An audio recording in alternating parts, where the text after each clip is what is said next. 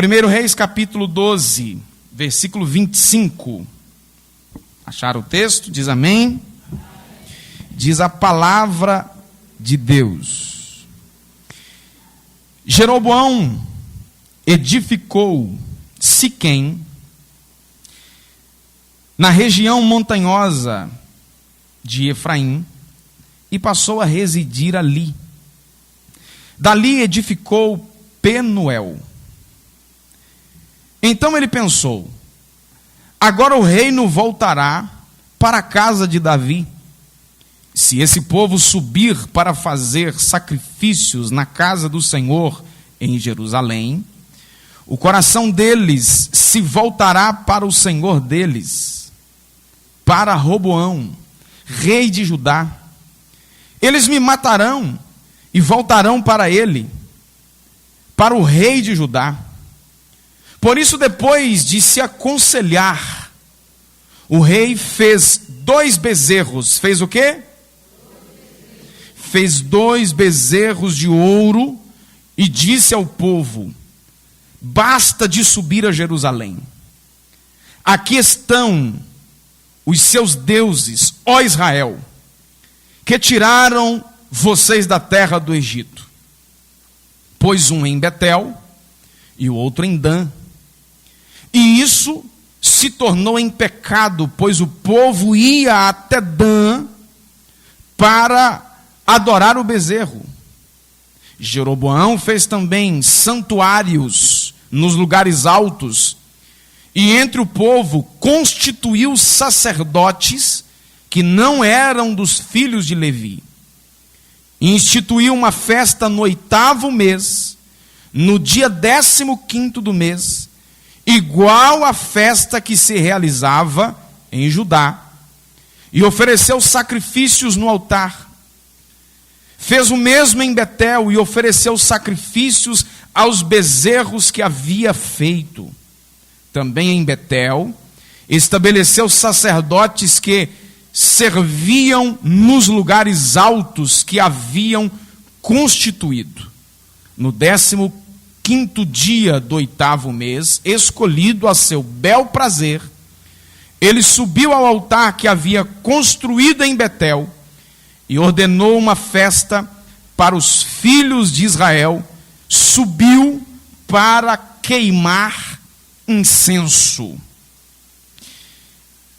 Apesar de ser um texto um pouquinho diferente, talvez, estranho para você, mas você crê que esta é a palavra de Deus, diga glória a Deus. Esse texto aqui é um texto que faz parte de um episódio dos mais difíceis e estranhos da história de Israel. A verdade, esse texto aqui faz parte de um contexto que, para nós termos a compreensão bíblica correta de muitos outros episódios das Sagradas Escrituras, nós precisamos conhecer, que é a divisão do reino de Israel em 2 reinos. Eu não sei se você sabe, mas existe no Brasil, principalmente nesse tempo de polarização política, uma ideia fomentada muito mais do que já vinha antes. Por exemplo, a parte sul do nosso país, existe lá um desejo de desligar-se do restante do país. E isso aconteceu lá em Israel, olhe para mim. O reino foi dividido em 2. Reino do norte e reino do sul. Olhe para mim. O reino do norte, Israel, sob a liderança de Jeroboão. Fale comigo, Jeroboão. O reino do sul, Judá, sob a liderança, é parecido os nomes, mas são pessoas distintas, nomes distintos. No reino do sul, Roboão. Fale forte. Jeroboão estava no reino do norte e ele teve essa péssima ideia. O que ele fez? para distanciar o povo de Israel da verdadeira adoração a Deus, Jeroboão então mandou fazer 2 bezerros de ouro. E ele colocou esses bezerros de ouro em 2 pontos nas extremidades. Um em Dan e outro em Betel. Esse aí está no ambiente mais moderninho, né? Cidade e tal, aquele negócio todo. Mas era isso que ele fez. Ele construiu esses bezerros, igual Israel havia feito quando Moisés estava no monte orando, e a pressão fez com que Arão cedesse a isso, e fizeram, logo que saíram do Egito. Ora, olha como que a idolatria ainda estava impregnada no coração daquela gente. Jeroboão construiu então esses 2 bezerros de ouro, colocaram esses bezerros em pontos estratégicos da nação. Jeroboão apontou para esses bezerros e disse para Israel: aí está o Deus que tirou vocês da terra do Egito. Olha que coisa terrível. Aí está o Deus que livrou vocês das garras dos egípcios. Olha o que ele estava fazendo. E disse para Israel ainda: é muita perda de tempo, é muito sacrifício ir a Jerusalém adorar. Vocês podem ficar aqui mesmo. Vocês podem cultuar aqui mesmo. E Jeroboão criou uma adoração enganosa e equivocada em Israel. A adoração é o relacionamento íntimo com o Senhor. A adoração é o coração da relação com o Senhor. E se afastar dele, as pessoas criam seus próprios altares de forma deturpada e de forma desvirtuada. Dá só um retornozinho para mim aqui. Fugir da adoração a Deus, isso vai criar outros deuses. Esse episódio ensina para nós, quem me ouve diz amém, que o medo, o ego, o prestar atenção em mim mesmo, tirar o foco de Deus, pode me levar a criar altares de falsos ídolos. Pode me levar a levantar altares como foram levantados naqueles dias. Ainda que não sejam altares físicos, literais, mas altares do coração. E eu quero analisar aqui com você como que esse afastamento do altar pode gerar essa falsa e perigosa adoração. Primeira coisa, o desvio do foco.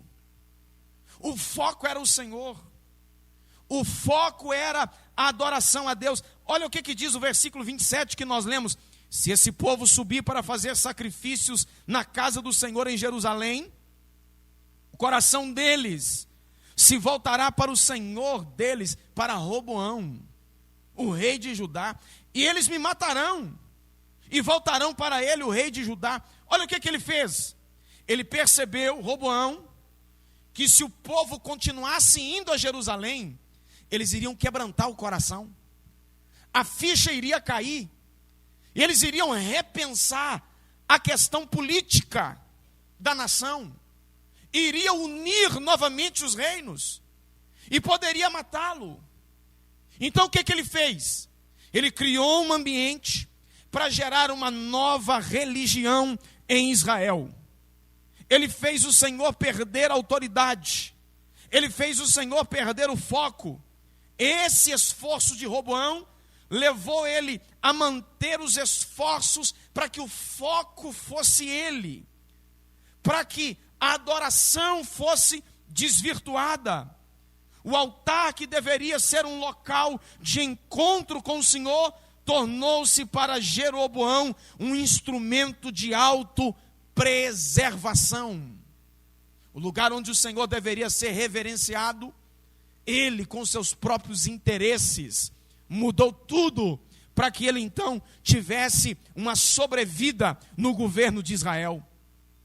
Ao fazer para si o centro de adoração, ele desviou o foco do povo em Deus, para os seus próprios interesses. Olha que coisa maligna. A mentalidade egoísta de Jeroboão levou ele a desviar-se e desviar também todo o povo.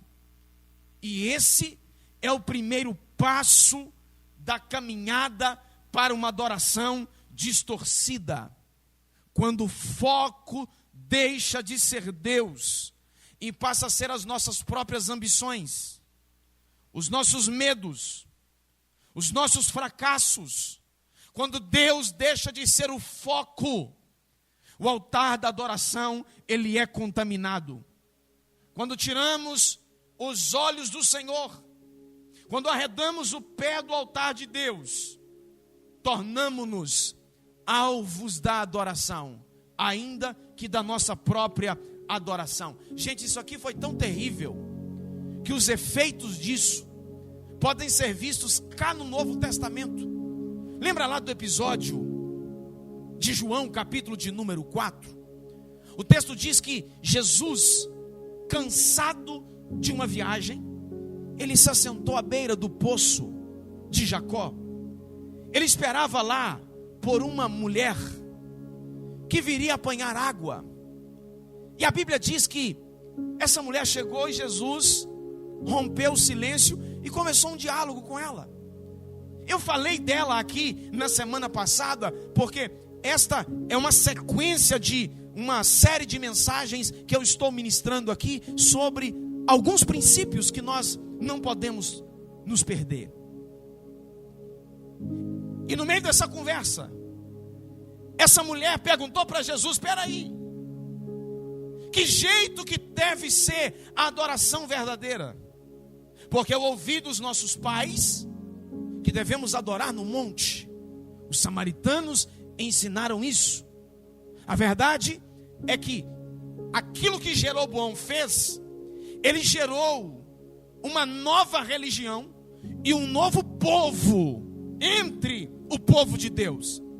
É aqui que deu a origem aos samaritanos, que você vê nos evangelhos, os evangelhos mencioná-los algumas vezes. E essa mulher questionou a Jesus: qual que está certo?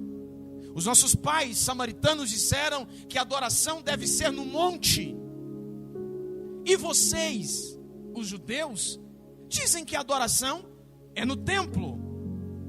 Só que Jesus deu uma resposta para aquela mulher. Jesus ensinou algo superior à idolatria samaritana e também o culto religioso dos judeus. Jesus disse para aquela mulher: vem a hora, na verdade já chegou, em que os verdadeiros adoradores adorarão o Pai em espírito e em verdade. Jesus estava ensinando para ela que a adoração verdadeira não se limita a um lugar.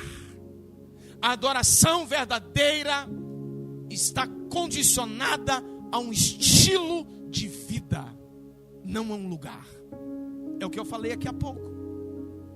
Igreja não é só esse ambiente de culto. Igreja é o dia a dia. Vida cristã é dia a dia. Adoração não se limita aos cânticos que nós fazemos aqui. Aliás, a palavra adoração, ela está muito além daquilo que nós temos compreensão. Temos a ideia de adoração, de cantar 2 ou 3 cânticos, nós estamos adorando. A adoração quer dizer serviço. Louvores envolvem cânticos e outras formas de reverenciar ao Senhor, de enaltecer ao Senhor. A adoração, portanto, ela não se limita às 4 paredes. A adoração é um estilo de vida. E Jesus diz que quem faz isso verdadeiramente deve fazer em espírito e em verdade. Então Jeroboão tirou o foco. Quando o foco deixa de ser Deus, nós corremos o risco de entrar para uma adoração falsa e enganosa. Olha o que Jeroboão fez. Ele criou ainda uma nova adoração falsa.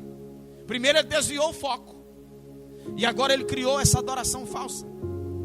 para garantir que o povo não voltasse a Jerusalém, Jeroboão construiu, como eu disse, e já lemos o texto, 2 bezerros de ouro. Coloca de novo na tela aí, varão.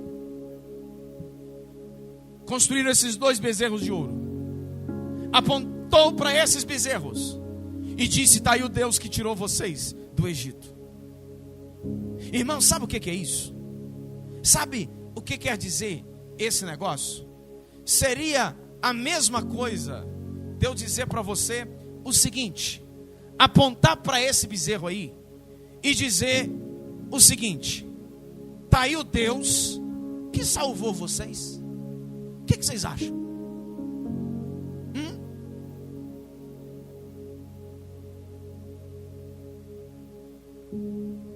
Dizer para vocês: olha, vocês estão salvos, está aí o Deus que salvou vocês. Pense nessa loucura. Pense nesse processo totalmente fora, uma adoração falsa. E com isso não apenas ele criou uma adoração idólatra, mas também distorceu a história sagrada para legitimizar a sua escolha. Quem tirou Israel do Egito foi o Deus de Abraão, o Deus criador dos céus e da terra, e não tinha nada a ver com bezerro. Além disso, olha o que ele fez. Ele alterou o calendário religioso. Deus havia instituído muitas coisas lá na lei. O que Jeroboão fez? Ele mudou isso, instituindo um calendário diferente, alterando datas festivas estabelecidas por Deus para melhor atender os seus planos. Uma festa que era para acontecer no 7º mês, ele mudou para acontecer no 8º mês. E o povo agora tinha que escolher entre adorar o Deus verdadeiro em Jerusalém e os ídolos de Jeroboão. E como se não bastasse, ele nomeou sacerdotes que não eram da tribo de Levi. Gente, isso era algo terrível. Ele pegou e nomeou esses sacerdotes ao seu bel prazer. A linhagem levítica, sacerdotal, a linhagem daqueles que serviriam no templo, oferecendo sacrifícios, cuidando dos afazeres do templo, seria a linhagem levítica. E ele simplesmente apanhou gente que não tinha nada a ver com a tribo de Levi e constituiu sacerdotes. Ele rompeu com as ordens divinas, colocou gente que não era para estar servindo. Essas mudanças aparentemente apenas ilógicas tinham um sentido espiritual profundo. Olhe para mim aqui. Aparentemente era uma bobagem, mas tem uma coisa, irmãos: Deus é Deus de detalhes. Diga isso: Deus gosta de detalhes. Deus é detalhista. Quando Deus ordenou a Moisés que construísse o tabernáculo, até o tipo dos bordados, das cortinas, Deus falou como que deveria ser feito. A cor, o tamanho. E agora Jeroboão vem e mexe em tudo. Ele afastou o culto do seu propósito original, da presença de Deus. E pior, ele construiu altares e designou esses sacerdotes que não eram da tribo de Levi para que estabelecesse lá sacrifícios paralelo àquilo que Deus havia feito. Não havia presença divina naquela estrutura criada por ele. Era uma estrutura pagã no meio do povo de Deus. Essa é uma regra importante. Sempre que alguém se afasta do altar do Senhor, acaba criando a sua própria forma de adoração e inevitavelmente os seus próprios deuses. Quantas vezes eu já não ouvi gente dizer assim: não, eu sirvo ao Senhor, mas é do meu jeito, fulano de tal é muito radical. Esses dias mesmo eu ouvi alguém dizer isso: fulano de tal é muito radical. É porque quando alguém quer viver ao seu bel prazer, quando alguém quer ter apenas o título de cristão, diante de alguém que é zeloso, diante de alguém que é fiel, esse que é fiel é taxado pejorativamente de radical, de extremista. Nós estamos na era da graça, senhoras e senhores, mas a graça de Deus nunca foi razão ou desculpa para vivermos de maneira improvisada, desorganizada. Aliás, deixa eu falar uma coisa para você aqui: nem o inferno é desorganizado. Até no inferno há organização. Não há informalidade. Não confunda espontaneidade com informalidade. Espontâneo todos nós devemos ser. Nós estamos aqui, não estamos engessados. Nós estamos aqui espontaneamente para cultuar ao Senhor. Cada um canta do seu jeito, com sua voz. Não há uma obrigação, não há uma obrigatoriedade. Agora, desorganização é diferente. A desorganização, ela desonra a Deus. E quando alguém desvia-se do propósito, gente, escute isso aqui. Isso aqui não é ser radical. Isso aqui é o que é. Não dá para servir a Jesus do jeito que eu acho que está certo. Nós não somos guiados pela nossa consciência mais. Nós já passamos da era da consciência. A dispensação da consciência foi lá atrás. Foi nos tempos de Noé. Hoje nós estamos na dispensação da graça. A dispensação da graça tem algo fenomenal que nos guia, que é a palavra de Deus, que hoje eu estou com a Bíblia até coloridinha aqui, ó, bem jovem. É a palavra de Deus. É ela que dá para nós a direção.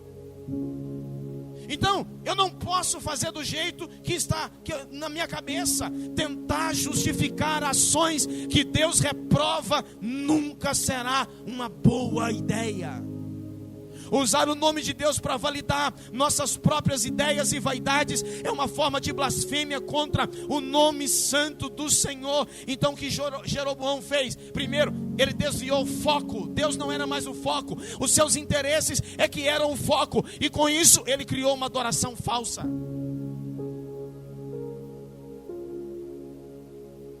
A adoração só é recebida por Deus quando ela é uma adoração verdadeira.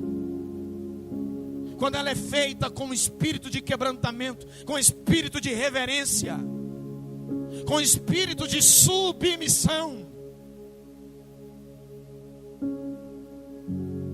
com espírito de devoção.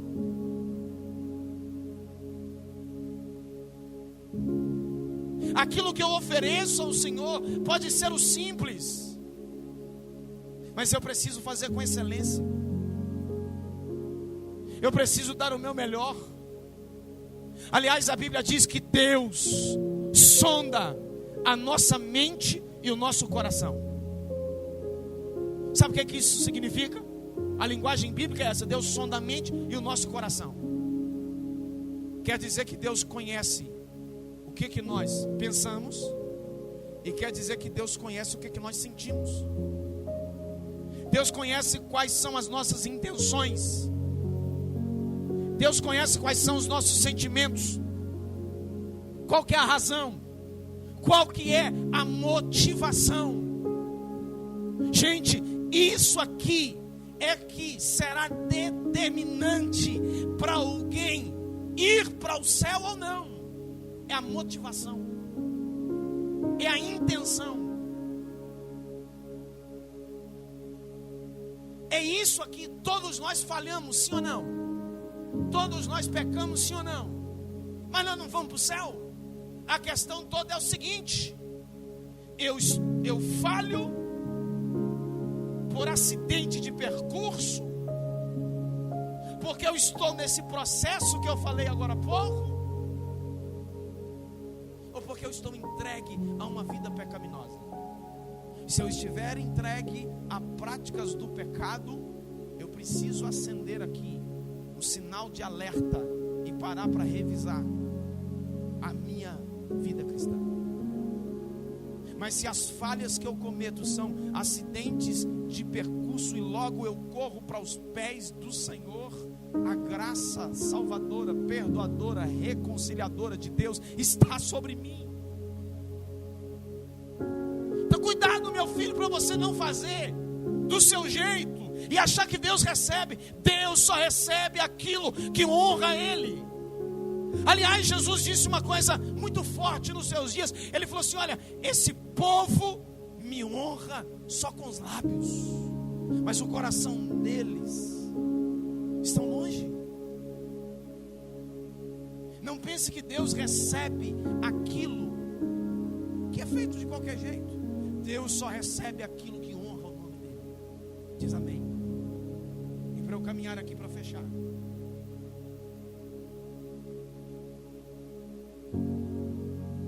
o altar de Jeroboão estava rachado. Altar rachado é o preço de uma adoração equivocada, de uma adoração desvirtuada do seu propósito. Ele focou nele mesmo e criou uma falsa adoração. Sabe o que é que isso tem muito a ver com esse tempo? A busca por satisfazer os próprios desejos tem sido uma marca constante dessa geração. Esse desvio de Jeroboão encontra eco nas palavras do apóstolo Paulo, que previu que chegaria um tempo em que as pessoas não suportariam a verdade, preferindo os mestres que dissessem o que elas queriam ouvir. Olha o que Paulo disse, Timóteo, segunda carta, capítulo 4, versículos 3 e 4. Virá o tempo em que não suportarão a sã doutrina. O que é sã doutrina, gente? É ensino bíblico.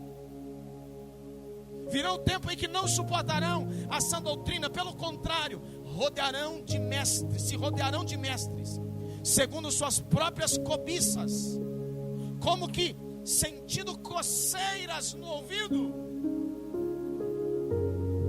Você sentiu uma coceira no ouvido? Incomoda, não incomoda? Quando isso acontece, gente, a gente extrapola, faz coisa que não deveria. Se tiver uma caneta na mão, você tira a tampa da caneta e põe no ouvido. E coloca qualquer coisa para coçar, porque a coceira no ouvido incomoda. Tem uma outra tradução que diz que sentindo comichões nos ouvidos. Sabe o que é comichão? É uma espécie de uma casca. E isso incomoda. E Paulo disse que a palavra da verdade provocaria essa coceira nos ouvidos de muitas pessoas. E o que essas pessoas fariam então para evitar esse incômodo? Elas procurariam mestres que falariam para elas que elas gostariam de ouvir. Pregaria para elas uma mensagem que elas gostariam de ouvir, uma mensagem que seja agradável aos ouvidos. E Paulo continuou dizendo: amontoariam mestres segundo suas próprias cobiças, como que sentindo coceira nos ouvidos. Eles se recusarão a dar ouvidos à verdade, entregando-se às fábulas. Ou seja, a palavra da verdade causaria um incômodo aos ouvidos dessas pessoas. E então elas cercar-se-ão de mestres que falariam o que elas gostariam de ouvir de boa. E o pior do que isso, se entregariam até as fábulas. Assim como Jeroboão moldou a adoração de acordo com as suas conveniências, há aqueles que hoje buscam líderes e ensinamentos que reforçam os seus próprios desejos e vaidades, em vez de se submeterem às verdades de Deus. O altar, que deveria ser lugar de comunhão e transformação, torna-se reflexo das vontades humanas. Amontoariam para si mestres conforme achariam que estava certo, para ensinar aquilo que eles querem ouvir. Quando as pessoas usam a fé para justificar as suas escolhas egoístas, acabam criando uma vida cristã imaginária, sem sentido e sem poder espiritual. Por causa dessas coisas, há alguns autodeclarados cristãos, autoproclamados crentes, mas que a vida está completamente fora daquilo que nos diz a palavra de Deus. Não podemos adorar ao Senhor do nosso jeito. Por causa disso, muitas pessoas estão criando os seus próprios bezerros de ouro. Eles não suportam confronto e por isso buscam mestres que apenas dizem o que querem ouvir. O resultado não poderia ser mais trágico.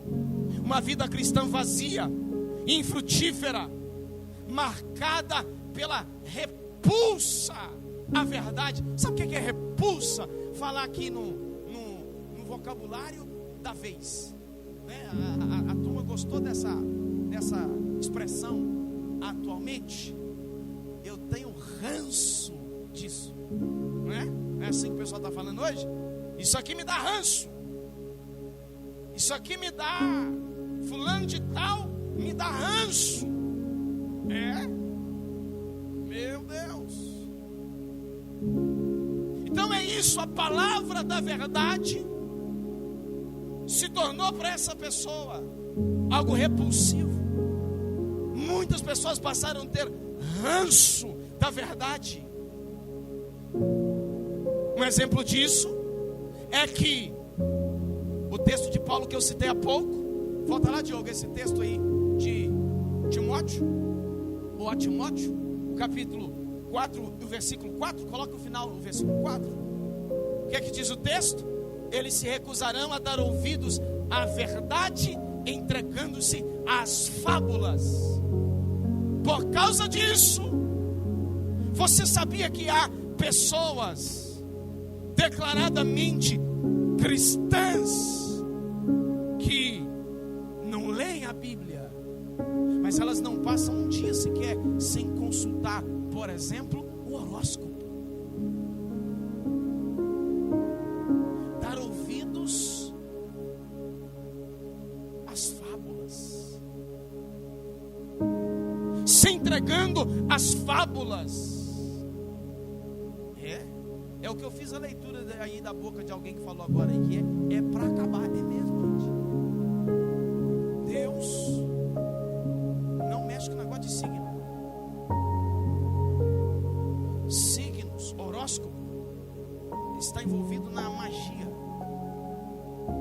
é ocultismo, consulta dos astros. A nossa vida não é dirigida por astros.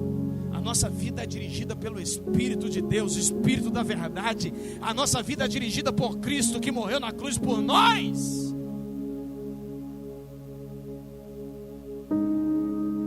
E o negócio é tão satânico, gente,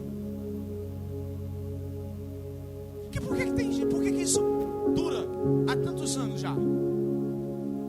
É porque tem algumas coisas que acontecem com certa lógica. Tem algumas coisas que a pessoa olha, vou consultar o meu signo de hoje.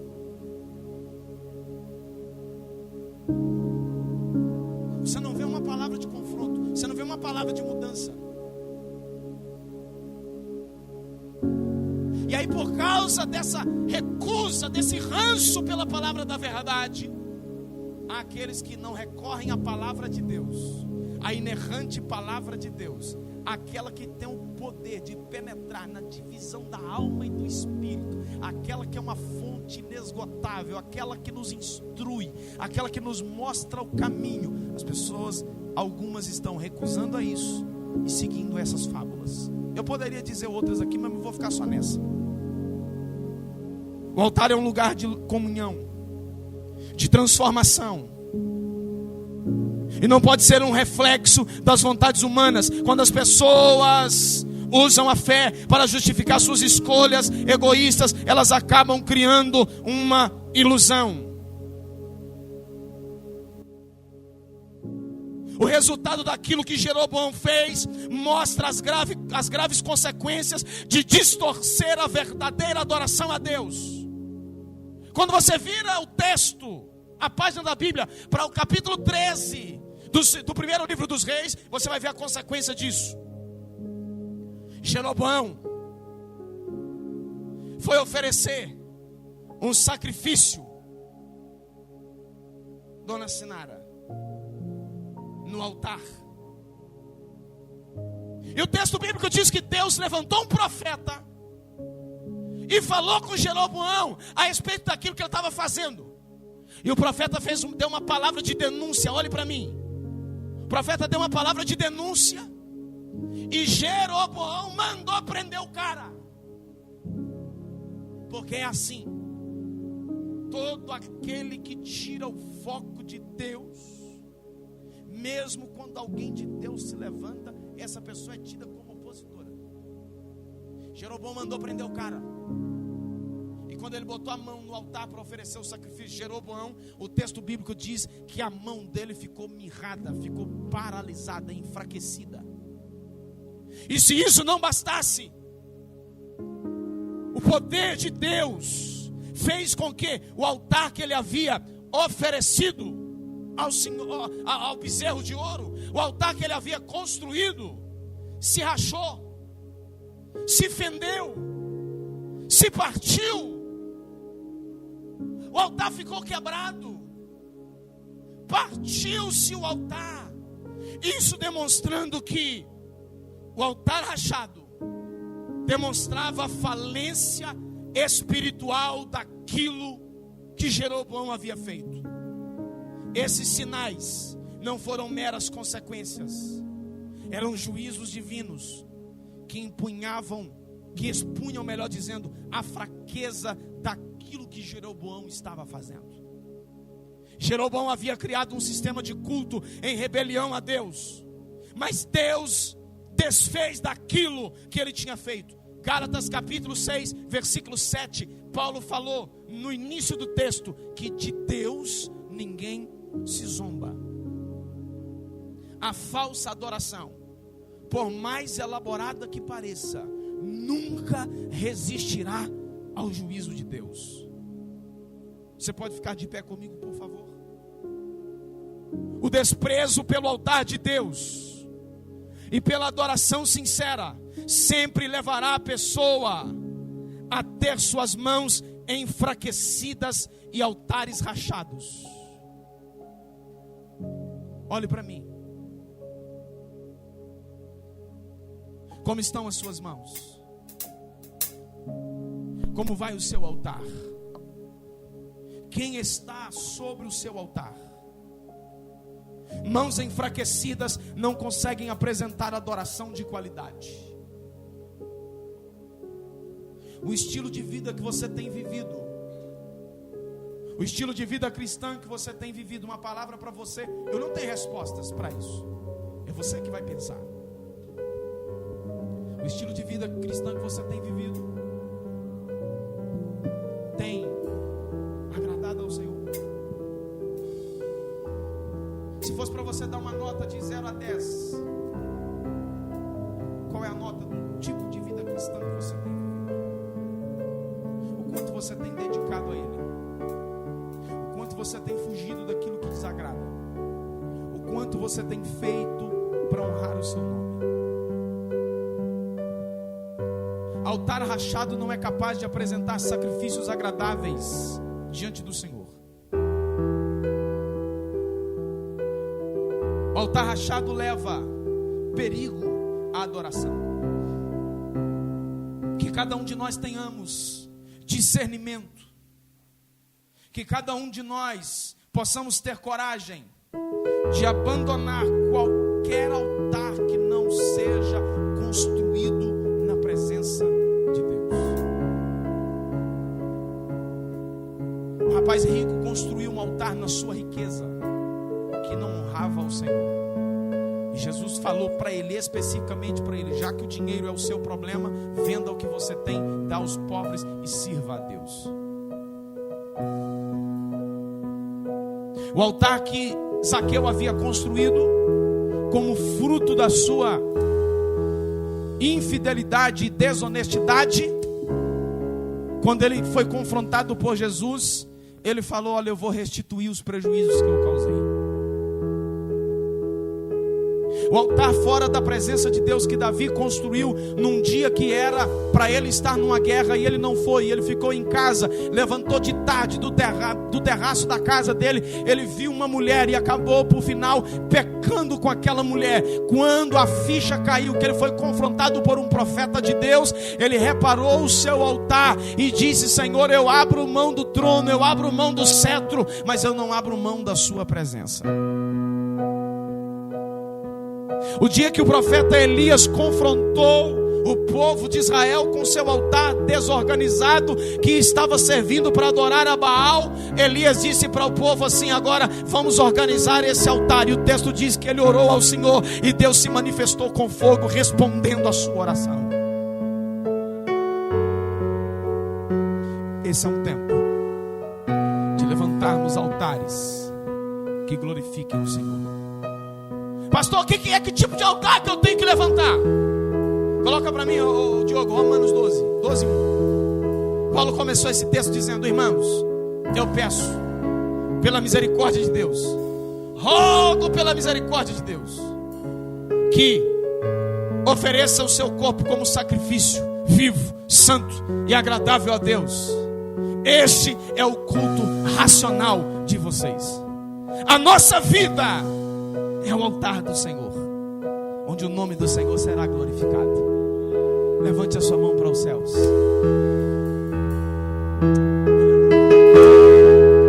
O que está sentado no trono,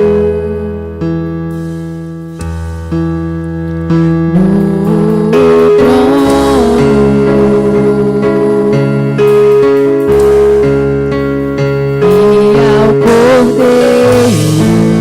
Diga isso para ele, diga. Seja o louvor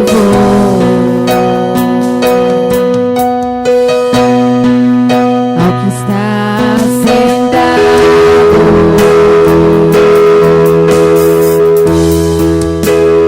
no trono. Você pode cantar isso. Seja o Cordeiro.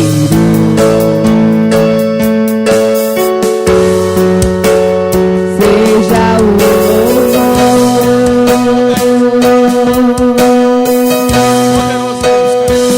poderoso Deus,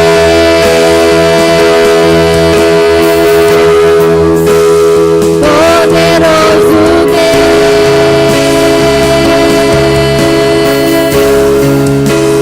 poderoso Deus.